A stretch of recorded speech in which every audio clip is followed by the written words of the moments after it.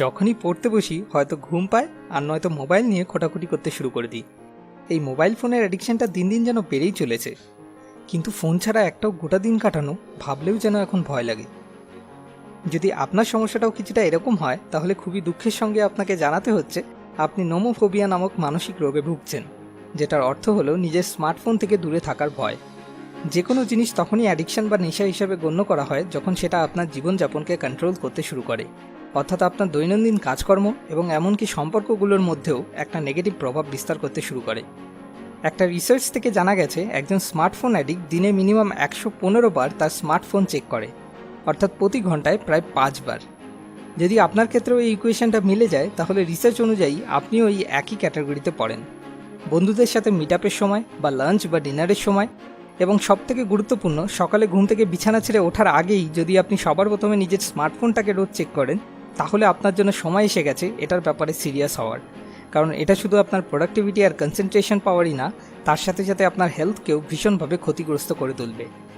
আজ এই সমস্যারই কিছু প্র্যাকটিক্যাল এবং ইজি টু ইমপ্লিমেন্ট সমাধান এই ভিডিওর মাধ্যমে আমি আপনার সাথে শেয়ার করব। তো চলুন শুরু করা যাক। প্রথমেই দেখে নেওয়া যাক কী কী কারণে আমরা মোবাইলের প্রতি এত আসক্ত হয়ে পড়ি।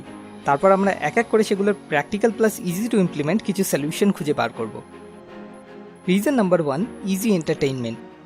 মোবাইলের সবথেকে বড় ফেসিলিটি, যেটা বর্তমানে সবথেকে বড় সমস্যার মূল কারণ, সেটা হলো এটা যেখানে খুশি সঙ্গে নিয়ে চলা সম্ভব। এক হাতের মুঠোয় নিয়ে শুয়ে বসে দাঁড়িয়ে যেভাবে খুশি এটাকে অপারেট করা সম্ভব।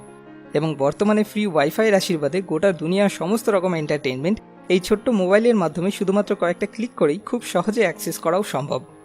আর তার উপর এটা হাতে ঘন্টার পর ঘন্টা ধরে রাখতে তেমন কোনো কষ্টও হয় না। কাজেই এত কম খরচে, এত কম কষ্টে, এত বেশি সুবিধা পেলে আসক্ত হওয়াটাই স্বাভাবিক।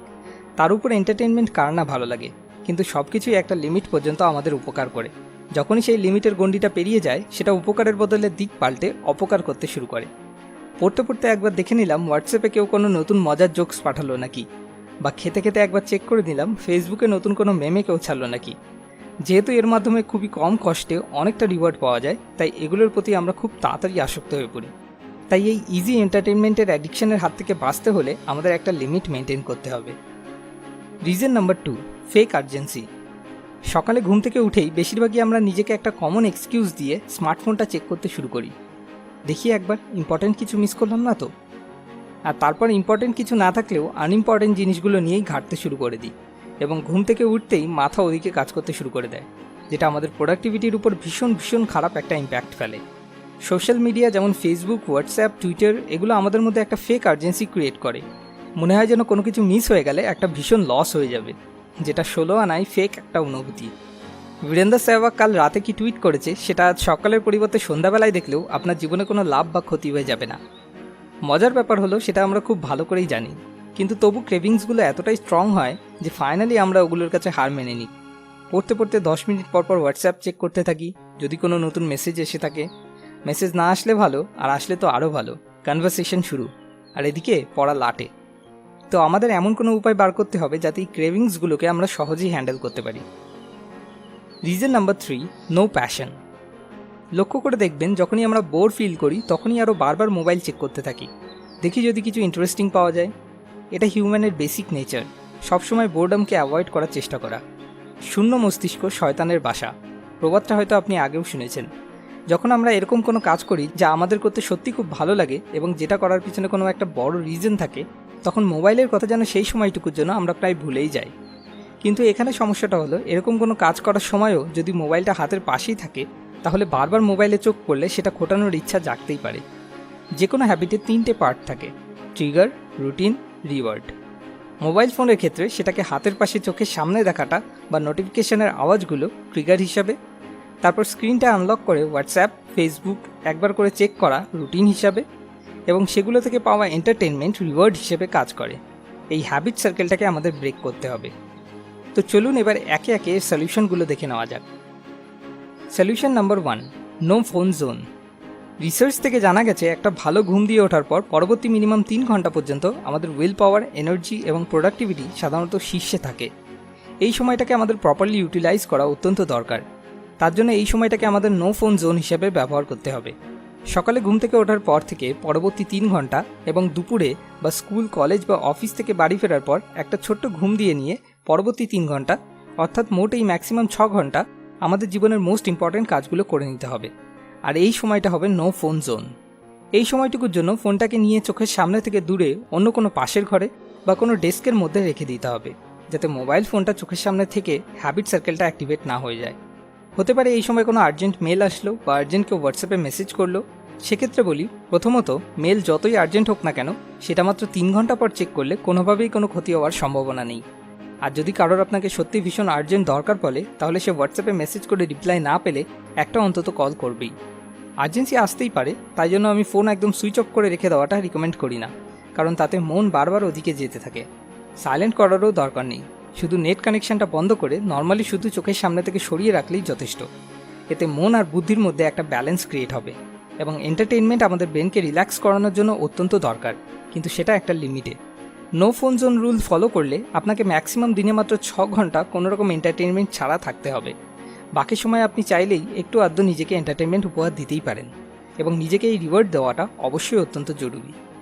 আরও বিশেষ কিছু কাজের সময় আমাদের মোবাইল ফোন অবশ্যই অ্যাভয়েড করা উচিত। যেমন নাম্বার 1, খাওয়ার সময়, কারণ মনোযোগ দিয়ে না খেলে আমাদের হজম শক্তির উপর প্রভাব পড়ে।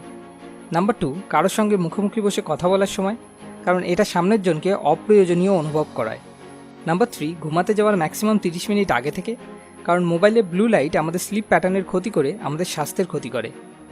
এভাবে আমরা সবসময় একটা লিমিট বজিয়ে রেখে মোবাইল ফোন ইউজ করলে খুব সহজেই মোবাইল ফোনও ইউজ করতে পারবো এবং তার সাথে সাথে নিজেদের প্রোডাক্টিভিটি, হেলথ এবং রিলেশনশিপগুলোকেও মেনটেইন রাখতে পারবো। Solution number 2, following passion. যার জীবন যত বেশি লক্ষ্যহীন সে তত বেশি নেশায় আসক্ত। যদি জীবনে মিনিংফুল কিছুই করার না থাকে, তাহলে টাইম পাস করার জন্য মোবাইল ফোন অন্যতম একটা বেস্ট অপশন, আর স্বভাবতই আমাদের মন সেটাকেই বেছে নেয়।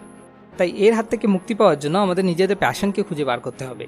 আর সেটা খুঁজে বার করা ঠিক কীভাবে সম্ভব, তার জন্য আপনি আমাদের আগে বানানো একটি ভিডিও এই আই বাটনে ক্লিক করে অথবা ডিসক্রিপশনে দেওয়া লিঙ্ক থেকে গিয়ে দেখতে পারেন। যখন আপনিও আমার মতো নিজের প্যাশনকে ফলো করবেন, তখন মোবাইল চোখের সামনে থাকলেও সেটা কোনো ট্রিগার হিসেবে কাজ করতে পারবে না, কারণ তখন সম্পূর্ণ আপনার ধ্যান জ্ঞান শুধুমাত্র সেই কাজটাতেই মাস্টারি অর্জনের দিকে চলে আসবে, যার ফলে মোবাইল অ্যাডিকশনের জন্য আর কোনো জায়গা বেঁচে থাকবে না। যেমন মহান কেউ একজন বলেছেন, life is what happens when your cellphone is charging. এবার পালা লাস্ট উইকস মোস্ট মোটিভেটিং কমেন্টের। পদ্মাবতী দেবী, আপনাকে অনেক অনেক ধন্যবাদ এত সুন্দর একটা কমেন্ট করার জন্য। আপনি আমাদের সকলের নাম মনে রেখেছেন, এটা দেখে সত্যি আরও বেশি খুশি হলাম। আশা করব আপনি এভাবেই সবসময় আমাদের পাশে থাকবেন। সবশেষে আপনার কাছে একটা ছোট্ট অনুরোধ, যদি এই ভিডিও থেকে আপনার নিজের জীবনের কোনো সমস্যার সমাধান খুঁজে পেতে সত্যি এতটুকুও কোনো সাহায্য হয়ে থাকে, তাহলে অবশ্যই ভিডিওটাকে শেয়ার করুন, কারণ শেয়ার করে আপনি নিজে আপনার কোনো বন্ধু বা বান্ধবীর জীবন বদলে দিতে সাহায্য করতে পারেন। যতগুলো লাইক আসবে আমি বুঝবো ততজনকে আমি একটু হলেও সাহায্য করতে পেরেছি। আর আপনি এরপর কোন টপিকে ভিডিও চান সেটা নিচে কমেন্ট করে আমাদেরকে জানান, কেননা আপনাকে সাহায্য করতে পারাটাই আমাদের আসল উদ্দেশ্য। পরের সপ্তাহে আমরা যখনই এরকম কোনো নতুন ভিডিও আপলোড করব, তার নোটিফিকেশন পাওয়ার জন্য সাবস্ক্রাইব বাটনে ক্লিক করার পর পাশে আসা বেল আইকনে ক্লিক করে আমাদের সঙ্গে কানেক্টেড থাকুন। মোর উইজডম, মোর সলিউশন, বেটার লাইফ।